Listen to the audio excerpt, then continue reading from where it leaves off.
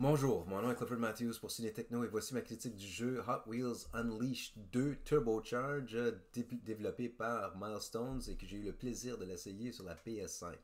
Qui dit Hot Wheels dit véhicule de course de collectionneur qui date depuis quelques décennies déjà. Et puis là, ici, on a le plaisir de se retrouver dans cette panoplie, dans cette boîte de jouets auquel on peut choisir nos véhicules et tout simplement faire une course contre son meilleur ami ou son frère ou bien sa sœur ou même un de nos enfants ou de nos enfants à tour de rôle parce qu'on ne veut pas laisser prise de notre propre manette. Ça, c'était le cas dans ma famille ici. Alors, Hot Wheels Unleashed 2. 2 veut dire simplement c'était une suite du premier jeu de Hot Wheels Unleashed. Par contre, je n'ai pas essayé ce jeu, mais je suis content de l'avoir essayé le deuxième. Pourquoi? On se retrouve simplement dans notre cour arrière, dans un musée, à l'arcade, sur un terrain de mini-golf. Euh, on, L'idée derrière ça, c'est tout simplement de débloquer de différentes voitures qu'on peut soit les débloquer ou bien les procurer. Mais on fait une course. Alors, on prend la manette, vraiment les contrôles sont très très très faciles à maîtriser, mais pas nécessairement maîtriser, mais c'est fait très facile à manipuler avant, arrière. Surtout avec la PS5, le DualSense qui veut dire qu'on a vraiment une sensation là, de pression avec la manette, et soit les freins ou l'accélération. Alors sur ça, c'est fantastique. Visuellement, surtout dans l'aspect de l'arcade ou bien au musée de nature avec les dinosaures, l'arrière-plan est vraiment entraînante. On se perd dans la fluidité du tout, mais les images du tout est vraiment captivant. Dans aussi, il y a, comme j'ai mentionné, on peut être soit dans la cour arrière et autres. On peut jouer deux joueurs, un à côté de l'autre, ou avec un multiplayer, jouer à plusieurs joueurs en ligne, avec à peu près 11 joueurs en moyenne. Et sur ça, surtout quand on est dans notre cour arrière, on entend de différents bruits, on peut entendre des trains, on peut entendre des pas et autres.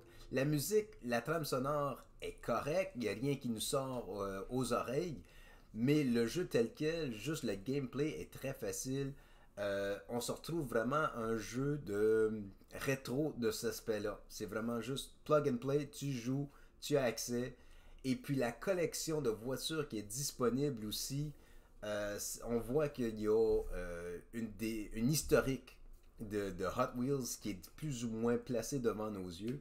Il y a une panoplie. Je peux même pas compter je peux compter, mais je peux même pas vous dire combien de voitures qu'il y a en tout à débloquer. Surtout avec l'historique, comme j'ai mentionné, de Hot Wheels. Il y a un mode de single player aussi qui est disponible, qui est avec un story mode. Le story mode est un peu décevant. Pourquoi? Parce pour franchir une étape, il faut tout simplement franchir des différents obstacles. Il y a un défi qui nous a été présenté, comme finir sur le podium, ou terminer en première place. Ou de ne pas se faire éliminer par un certain nombre d'autres voitures qui sont derrière nous, alors arriver dans les top 3, disons.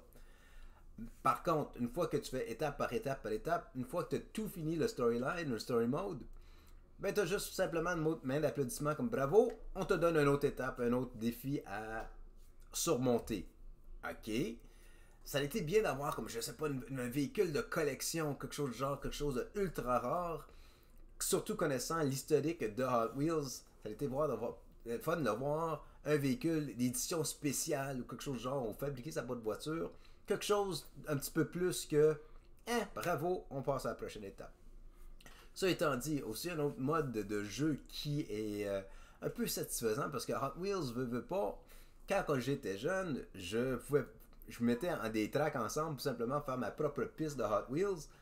Le jeu te donne cette possibilité aussi. Alors ça aussi, c'est super le fun auquel qu'on peut créer nos propres pistes. Valeur qu'il n'y avait pas d'autres kits ou d'autres modes de Hot Wheels comme qu'est-ce qu'on peut retrouver dans les magasins, genre comme des ensembles de jeux. Mais en somme, on peut fabriquer nos propres pistes. Alors encore une fois, ça fait un petit retour rétro, surtout dans les premiers jeux vidéo, qu'on pouvait créer nos propres pistes. Là aussi, avec nos Hot Wheels, on peut reprendre nos véhicules puis les essayer sur nos propres pistes. Alors ça, c'est super le fun. Euh, alors, encore une fois, visuellement, comme j'ai mentionné, l'arrière-plan et tout, mais aussi les détails qu'ils donnent aux véhicules aussi. Il y a des véhicules qu'on dirait qui sont chromés, et puis il y en a d'autres, tu vois, qui sont en plastique, mais on voit un peu ces détails-là, la texture visuellement sur l'écran. On peut faire cette nuance entre les véhicules plastiques et en chrome et autres. On dirait vraiment là, qu'ils sont à la portée de notre main, qu'on les voit, on pourrait juste les prendre, puis se coucher par terre, puis jouer avec nos Hot Wheels, quoi. C'est vraiment un jeu nostalgique, et puis c'est un jeu aussi qui peut plaire à plusieurs générations aussi. Parce qu'en ayant essayé le jeu avec mon fils, c'était super génial. Les deux, on a bien aimé ça, tellement que on va commencer une nouvelle tradition en essayant de se procurer d'autres Hot Wheels. J'en pense. Alors, le jeu de Hot Wheels Unleashed 2, qu'est-ce que j'ai apprécié du jeu? C'est comme j'ai mentionné, c'est que visuellement, c'est fantastique. L'arrière-plan, les détails des véhicules. Il y a des différentes classes aussi des véhicules que je n'ai pas mentionné plus tôt. Il y a un petit... c'est bien d'avoir comme des monster trucks ou bien des motocyclettes, des véhicules de course ou bien juste des véhicules farfelus aussi. La seule chose qui est un peu plate, c'est que des fois, un défi, c'est comme essayer de sauter par-dessus certains obstacles. Il y a des véhicules qui sont moins aptes à le faire. J'imagine qu'il y en a qui vont dire ben ça fait partie du défi. Oui, mais des fois ça perd un peu cette lueur, l'attrayance si tu veux, du jeu. Mais encore une fois, c'est juste un petit défi. L'animation du story mode, on voit que c'est vraiment fait pour un jeune public. C'est bien. L'animation est bien faite. C'est juste vraiment style storyboard auquel que c'est comme des bandes dessinées avec des cadres. Mais visuellement, c'est très bien fait. Le contrôle pour la DualSense, pour la PS5, fantastique. Très facile à juste sauter dans le jeu puis tout simplement le prendre en main. C'est sûr qu'il y a des techniques qui sont plus avancées, mais ça prendra pas de temps pour tout simplement être capable de les effectuer. Les maîtriser, peut-être c'est une autre paire de manches, mais les effectuer, c'est assez facile aussi.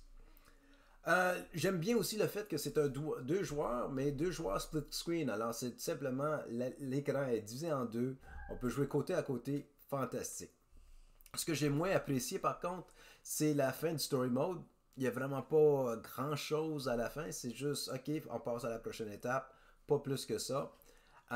Puis, comme j'ai mentionné avec certains véhicules, c'est qu'on peut sauter, on peut essayer de heurter les véhicules de gauche à droite. Ça n'ajoute pas grand chose non plus. Euh, mais que veux-tu? C'est Hot Wheels Unleashed Turbocharged 2. Fantastique comme jeu. J'ai hâte de jouer en ce moment. Alors c'est fantastique. Merci beaucoup de m'avoir écouté et à la prochaine.